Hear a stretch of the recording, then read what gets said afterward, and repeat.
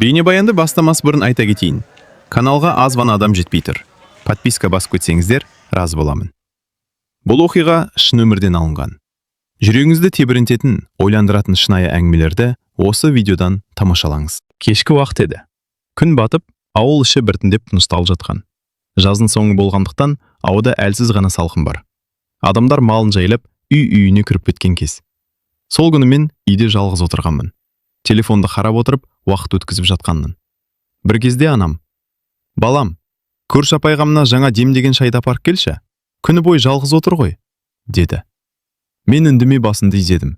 Біздің көршіміз 58 жастағы жалғыз тұратын әйел. Күйеуі көп жыл бұрын қайтыс болған. Балалар қалада, сирек келеді. Ауылда оны бәрі жай ғана апай деп атайды. Шайды алып, көрші үйге қарай жүрдім. Кешкі ауылдың тыныштығы ерекше болады. Иттер анда-санда ғана үріп қояды. Алыстан бір трактордың дыбысы естіледі. Қалғаны толық тыныштық. Көрші үйдің есігін қағып едім. Іштен оның даусы шықты. «Кім ол?» «Мен ғой, апай, шай әкелдім».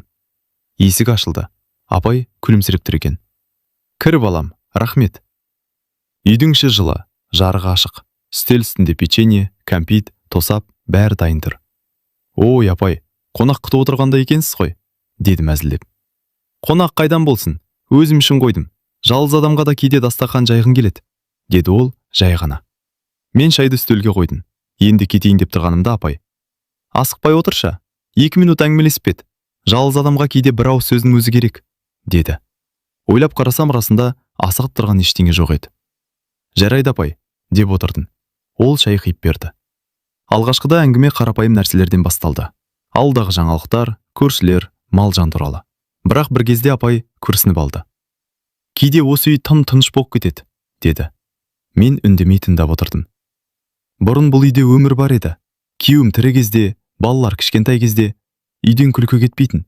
Оның даусы сәл бәсеңдеп кетті. «Ал қазір», деді де тоқтап қалды. Бір сәт үнсіздік орнады. Сосын ол маған қарап: «Сен шаршап тұрған жоқсың ба?» деді.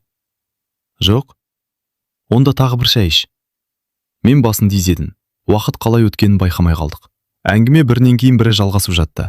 Сағатқа қарасам, түнгі 11 болып қалыпты. «Ой, апай, кеш болып кетіпті. Мен үйге қайтайын», дедім орнымнан тұрып. Ол маған біртүрлі қарап қалды. Сосын жай ғана айтты: «Бүгін ерте кетпе». Мен таңғалып: «Неге?» дедім. Ол терең дем алып: «Кейде адамға біреу керек болады. Сөйлесетін, жай ғана қасында отыратын». Мен қайта отырдым.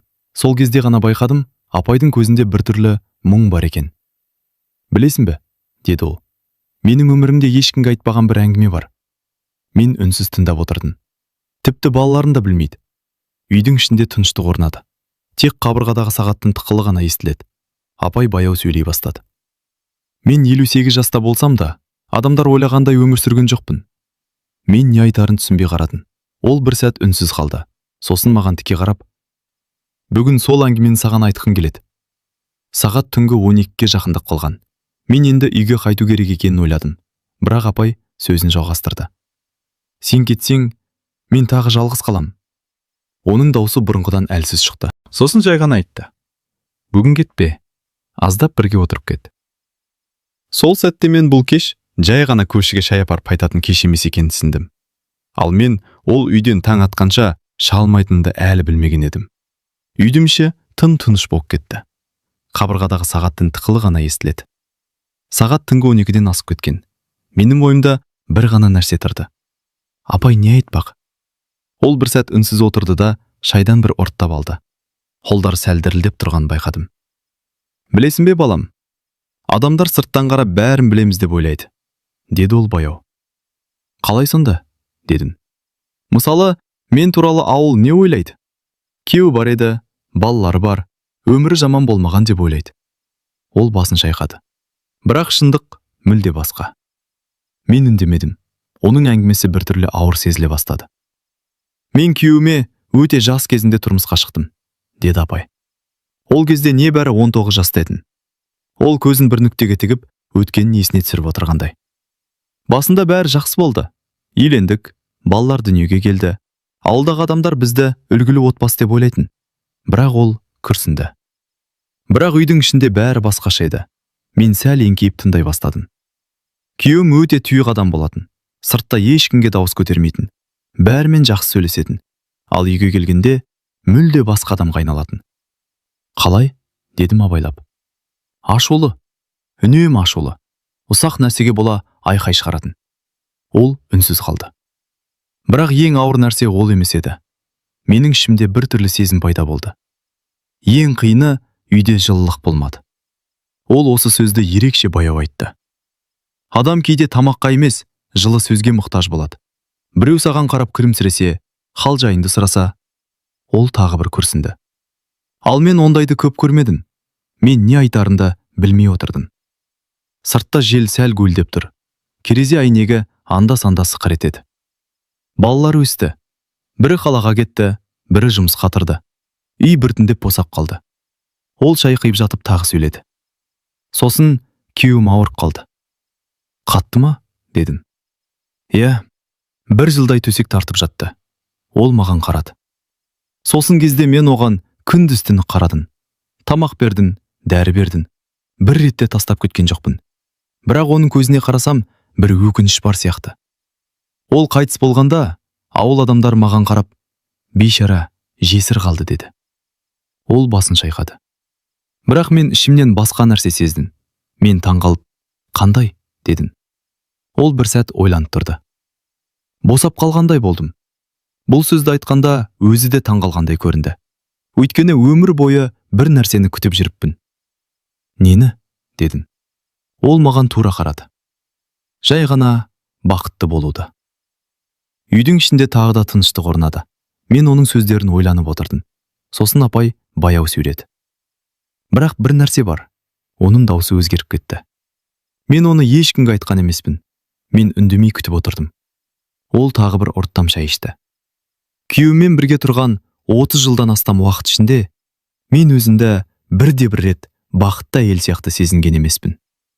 Бұл сөз мені қатты таңғалдырды. Ол жалғастырды. Адамдар жылдар өтті, бәрін үйреніп кетесің дейді ғой. Иә, бірақ кейбір нәрсеге үйрену мүмкін емес. Сосын ол маған біртүрлі көзқараспен қарады. Сондықтан кейде түнде ұйықтай алмаймын. Неге? Дедім. Өйткені ойлаймын, менің өмірім осылай өтіп кетті ме деп. Сағатқа қарасам, түнгі 1 болып қалыпты. Мен орнымнан тұрайын деп едім, бірақ апай кенет айтты. Әлі кетпе. Мен қайта отырдым. Ол маған жақынырақ еңкейіп. Мен саған осының бәрін неге айтып отырғанымды білесің бе? Деді. Жоқ.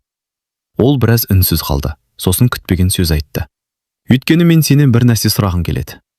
Мен таңырқап, қандай нәрсе? Дедім. Ол бір сәт көзімді тік қарап тұрды. Сосын жай ғана айтты.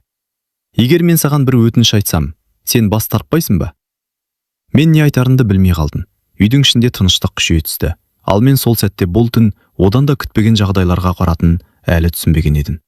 Үйдің ішінде ауыр тыныштық орнады. Қабырғадағы сағаттың тықылы ғана анық естіледі. Сағат түнгі 1-ден асып біткен. Мен апайдың жаңа айтқан сөзін ойланып отырдым. Мен сенен бір нәрсе сұрасам, бас тартпайсың ба? Бұл сөз жай ғана сұрақ емес сияқты еді. Қандай өтініш? Дедім ақын. Апай бірден жауап бермеді. Терезеге қарап біраз отырды. Сыртта ауыл толық тынышталып қойған. Кек анда-санда бір иттің үргені ғана естіледі. Ол терең дем алды. Білмеймін, саған айту дұрыс па, жоқ па? Мен ештеңе демедім. Бірақ бүгін айтпасам, мүмкін тағы ешқашан айта алмаймын. Ол маған қайта қарады. Көзінде қорқыныш пен батылдық аралас бір сезім бар. Білесің бе, балам? Адам жас кезде көп нәрсені кейінге қалдырады. Қалай? Дедім. Уақыты келеді, кейін болады деп жүре береді. Ол басын шайқады. Ал бір күні оянып қарасаң, уақыт өтіп кетіпті. Мен оның сөзін үнсіз тыңдап отырдым. Мен де солай өмір сүрдім, деді апай. Күйеуім тірі кезде үндемедім, балалар шынштадым. Бір күні бәрі өзгереді деп ойладым. Ол күрсінді. Бірақ ештеңе өзгермеді. Сосын маған қарап. Қазір мен 58 жастамын. Үйдің жарығы оның жүзін анық көрсетіп тұр. Жасына қарамай, жүзінде бір ерекше сұлулық бар еді. Кейде айнаға қарап ойлаймын, деді ол. Менің өмірім қайда өтті деп. Мен үнсіз қалдым. Ол сөзін жалғастырды. Білесің бе, мен өмір бойы бір нәрсені қатты қаладым. Нені? Ол біраз үндемей отырды. Сосын жай ғана айтты. Жай ғана. Біреудің жанында өзімді тірі адам сияқты сезінуді. Бұл сөз мені біртүрлі ойға қалдырды. Ол тағы сөйледі. Қазір менің балаларым бар, туыстарым бар. бірақ олардың әрқайсының өз өмірі бар. Ал мен осы үйде жалғызмын. Сыртта жел күшейе бастады. Терезе сәл сыңғырлап қойды. Апай маған жақынырақ еңкейіп: «Сондықтан бүгін сені тоқтаттым», деді. Мен оның сөзін түсіне бастағандай болдым. Мен жай ғана бір түн жалғыз қалғым келмейді. Ол бұл сөзді өте баяу айтты. Мен не дерімді білмей отырдым. «Қорықпа», деді ол кенет күлімсіреп. «Мен сенен жаман нәрсе сұрамаймын». Бірақ оның көзқарасы бәрібір бір түрлі. Мен тек сөйлескім келеді. «Түн бойы ма?» дедім жартылай әзілдеп. Ол басын изеді. «Иә, түн бойы. Мен сағатқа қарадым. Түнгі 2-ге жақындап қалған. Үйдегілер іздемей ме?» деді апай. «Жоқ», дедім. «Менің бөлмем бөлек». Ол бір сәт тынышталып қалды, сосын кенеттен күлімсіреп: «Онда жақсы». Бірнеше минут біз тағы әңгімелесіп отырдық. Бұл жолы әңгіменің тақырыбы жеңілдеу болды. Апай жастық шағында қызықтарды айтып берді. Бір кезде ол күліп жіберді. «Сен білесің бе, мен жас кезде ауылдағы ең би билейтін қыздардың бірі болдым». «Рас па?» дедім таңғалып. «Әрине. Той болса мені міндетті түрде ортаға шығаратын». Оның жүзінде сол кездерде еске алған қуаныш байқалды. Бірақ сол сәтте ол кенет үнсіз қалды. «Қызық», деді баяу. «Сол кезден бері мен түнде біреумен осылай ұзақ сөйлескен емеспін». Сағат 3-ге жақындап қалған. Мен орнымнан тұрып: «Апай, мен кетейін бе?» дедім. Ол бірден жауап бермеді. Сосын ақырын ғана айтты: «Әлі ерте». «Ерте?» «Иә». Ол маған қарап: «Бүгін мен ұйықтағым келмейді». Мен таңғалдым. «Неге?» Ол жай ғана жауап берді: «Өйткені бүгін мен ұзақ уақыттан бері алғаш рет өзімді жалғыз сезінбей отырмын». Бұл сөз менің жүрегіме бір түрлі әсер етті. Сол сәтте мен бұл түннің әлде ұзақ жалғасатынын түсіндім. Ал ең қызығы, бұл түннің ең күтпеген сәттері әлі алда еді. Сағат түнгі 3-тен асып кеткен. Ауыл іші мүлде тыныш. Сыртта тек желдің баяу гуілі ғана естіледі. Үйдің ішінде екеуміз ғана отырмыз. Шай әлде қашан суып қалған, бірақ әңгіме тоқтаған жоқ. Апай креслоға жайғасып, терең ойға кеткендей көрінді. Мен де үнсіз отырдым. Осы түннің өзі бір түрлі сезім қалдырып жатқан. Бір кезде апай басын көтеріп маған қарады. «Шаршаған жоқсың ба?» деді. «Жоқ», дедім. «Ұйқың келмей ме?» «Жоқ, апай». Ол күлімсіреп қойды. «Жас кезде ұйқы тез қашады ғой». Бір сәт үнсіздік орнады. Сосын ол кенет сұрады: «Сен ешқашан өмірің туралы қатты ойланып көрдің де?» «Қалай?» «Мысалы, мен дұрыс өмір сүріп жүрмін бе?» деп. Мен иығымды көтердім. «Кейде ойлаймын». Апай басын изеді. «Мен де соңғы жылдары көп ойлайтын болдым». Ол терезеге қарап отырып сөзін жалғастырды. «Әсіресе түнде». «Неге түнде?» «Өйткені түнде ешкім жоқ. Адам өз ойымен ғана қалады». Ол тағы күрсінді. Сол кезде өмірдегі көп нәрсе есіне түседі. Ол маған бұрылды. «Білесің бе, менің тағы бір құпиям бар». Мен таңғалып: «Тағы ма?» дедім. «Иә». Ол біраз үнсіз қалды. «Мен оны ешкімге айтқан жоқпын». «Неге?» «Өйткені адамдар түсінбейді. Үйдің жарығы оның жүзіндегі әрбір өзгерісті анық көрсетіп тұр». Ол бір сәт ойланып отырып: «Мен жас кезінде бір үлкен қателік жасадым» деді. Мен бірден қызығып кеттім. «Қандай қателік?» Ол маған қарап біраз отырды. «Мен өзім қалаған өмірді таңдамадым». «Қалай?» «Мен жүрегімді емес, адамдардың сөзін тыңдадым». Ол баяу сөйледі. «Жас кезде бір адамды жақсы көрдім». Бұл сөз мені таңғалдырды. Бірақ оған тұрмысқа шықпадым. «Неге?» «Ата-анам қарсы болды». Ол басын төмен түсірді. «Сөйтіп мен басқа адамға тұрмысқа шықтым». Үй ішінде ауыр тыныштық пайда болды. «Кейде ойлаймын», деді ол. «Егер сол кезде батыл болғанында өмірім басқаша болар ма еді» деп. Мен оның жүзінен өкінішті көрдім. «Ол адам қазір қайда?» дедім. Апай сәл ойланды. «Білмеймін». «Көрмедіңіз бе кейін?» «Жоқ, тек бір рет». «Қашан?» «Көп жылдан кейін». Ол баяу күлімсіреп қойды. «Ол кезде бәрі кеш еді». Сосын апай орнынан тұрып терезеге жақындады. Сыртқа қарап біраз тұрды. «Кейде өмір адамға екінші мүмкіндік бермейді», деді ол жай ғана. Мен не айтарымды білмедім. Сағат 4-ке жақындап қалған. Мен орнымнан қозғалып: «Апай, таң атып қалды ғой», дедім. Ол терезеден бұрылып: «Иә, уақыт қалай өтті?» деді. Сол сәтте: «Тоқ! Тоқ!» тоқ! Үйдің есігі кенет қатты қағылды. Екеуміз бірдей селк ете қалдық. Апай маған қарады. Бұл уақытта кім болуы мүмкін? Есік тағы қағылды. Бұл жолы бұрынғыдан да қатты. Мен орнымнан тұрып, Мен қарайын ба дедім. Апай бір сәт ойланып тұрды. Сосын жай ғана айтты. Иә, қарап көр. Мен есікке қарай баяу жүрдім. Сол сәтте жүрегім бір түрлі соғып кетті. Өйткені таң алдында біреудің осылай келуі әдеттегі жағдай емес еді. Ал мен есікті ашқанда бізді мүлде күтпеген адам күтіп тұрғанын әлі білмеген едім. Есікті ашқанда сыртта бір адам тұрды. Мен алғашында таныс емес біреу деп ойладым. Бірақ көзім шындықты бірден түсіндірді. Бұл көршінің ауылдан келген туысы еді. Апай деп қатты дауыспен шақырды. Сен қайдасың? Апай кенетті қорқынышпен тұрып кетті. Көздерінде таңданыспен уайым араласқан сезін анық көрінді. Ештеңе жоқ, жай ғана сөйлесіп отырдық, деді ол мені қарап. Туысы күдікпен маған қарады. Саған кім? Деді салқын дауыспен. Апай орнынан тұрып тыныс алып жауап берді. Бұл жай ғана көрші, деді ол дауысы дірілдеп. Мен оған бір әңгімені айтып отыр едім. Туысы басын шайқап, бірақ одан әрі дауыс көтерді. Осы уақытта, түн ортасында, не істеп отырсыңдар? Үйдің ішінде бір түрлі кернеу пайда болды. Мен үндемей отырдым. Тек жағдайды бақылап тұрдым. Апай менің алдыма шықты. Сақ бол балам, мұны түсіндірмесек, ауыл адамдары дұрыс түсінбейді, деді.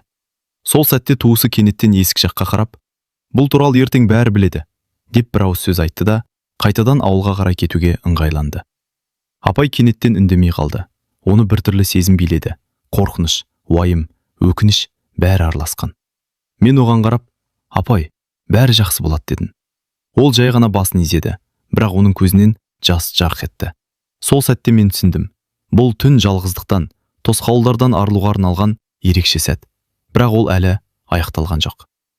Түннің салқын ауасы бөлмеге еніп, терезеден жеңіл жел есіп тұрды. Апай креслоға қайта отырып, басын алақанмен ұстап отырды. Бүгінгі түн мен үшін ұмытылмас болады, деді ол біршама әлсіз даусымен.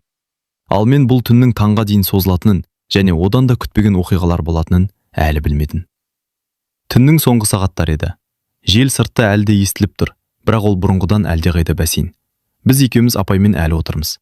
Көршінің туысының кетуі жағдайды біршама тыныштандырды, бірақ бөлмедегі кернеу әлі сақталды. Апай орнынан тұрды да терезеге жақындап сыртқа қарады. Қызғылт сары таң сәулесі ауылдағы үйлердің үстін жауып үлгерген. Ол терең дем алып маған қарады. Қарашы, таң атты. Мен үшін жаңа күн басталды. Мен оның жанында отырып, түні бойға әңгімені ойладым. Шындығында бұл тек әңгіме емес, ол өз өміріндегі ұмытылмас түнін бөліскен уақыт болды. Сен білесің бе? Деді апай. Кейде адам біреуге өз сырын айтып, жай ғана сөйлесіп отыру арқылы бақытты бола алады. Мен басымды изедім. Сол сәтте түсіндім. Бұл түн біздің екеуміз ішінде бір түрлі әрі маңызды тәжірибе болды. Апай орнынан тұрып, менің қолымды ақырын қойды. Бүгінгі түнді ешқашан ұмытпаймын, деді ол. Мен оған күлімсіреді. Сыртта күн толық шықты. Ауыл үйлі-бүйлі, малдар жайылып, тыныштық қайта орнады. Бірақ біздің ішкі тыныштық біз үшін ғана ерекше еді. Енді сен кетесің бе? Деді апай. Енді даусы бұрынғыдан жылы. Иә, дедім. Бірақ бұл түн ешқашан ұмытылмайды. Ол мені ұзақ қарап, соңғы рет күлімсіреді. Солай болсын, деді. Келесі жолда тек әңгімелесуге ғана келесін деп үміттенемін. Мен орнымнан тұрдым, есікті жауып, сыртқа шықтым. Ауылда таңғы тыныштықпен бірге жаңа күн басталды. Ал мен жүрегімде бір ерекше сыр қалдырдым.